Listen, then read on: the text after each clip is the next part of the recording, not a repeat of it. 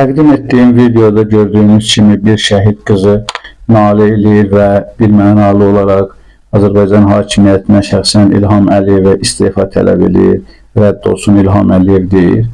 Onu bu vəziyyətə gətirən ilə məhz İlham Əliyev və onun əlaltılarıdır. Bu günlərdə qeyd edeyim ki, Masallı rayonunda bir qazi intihar edib, düzdür. Adını qoyurlar ki, ailə daxili problemlərə görə bir məktub yazıb bıraxılmış filan. Bunlar hamısı məncə uydurma məsələlərdir. Qazilərə, şəhidli ailələrinə olan münasibət, xüsusən dövlət tərəfindən olan münasibət hər kəsə bəllidir. Biz dəfələrlə qazilərin və şəhid ailələrinin problemləri haqqında mövzu açmışıq, danışmışıq. Ölkədə həqiqətən ən böyük problemlərdən biri məhz şəhid ailələrinin və qazilərinin problemidir. Onların qan pullarını ala bilmirlər, onlar öz haqq etdikləri hörməti görmürlər, haqq etdikləri vəsaiti dövlət tərəfindən əldə edə bilmirlər. Küçə-küçə ondan sonra ən ağır vəziyyətdə yaşayırlar. Baxmayaraq ki, şəhid ailələrini o şəhidlərin hesabına bugün Azərbaycan hakimiyyəti iqtidarını qoruyub saxlaya bilib. O qazilərin hesabına bugün İlham Əliyev prezidentlik eləyə bilir. Yəni bu hakimiyyət o qədər azğınlaşmış və nankör hakimiyyətdir ki, hətta hakimiyyəti iqtidarda saxlayan tərəfləri də belə haqqını əda eləmir.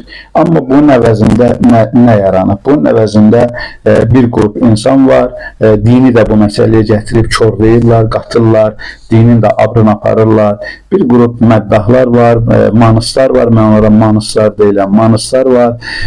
Az sayılı, barmaq sayı qədər olan hər rayonda şəhid ailələrini, qazi ailələrini, ətraflarına yığırlar. Müxtəlif günlərdə tədbir keçirdirlər, ad günü keçirdirlər, nəyim vəfat günü keçirdirlər. Bir dənə manist da çıxır orada, oxuyur, xanımları ağladır filan. Bunu da başlayırlar ictimailəşdirməyə.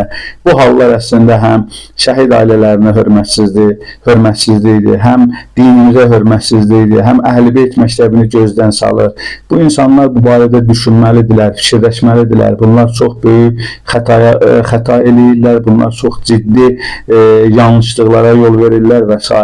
Azərbaycanda şəhid ailələrinə hörmət, bir neçə şəhid anasını, şəhid yoldaşını qəbir üstə yığıb ağlatmaq deyil. Azərbaycanda şəhid analarına hörmət, onların haqq etdiklərini özlərinə verməkdir. Vəssalamu aleykum və rəhmətullahi və bərəkatuhu.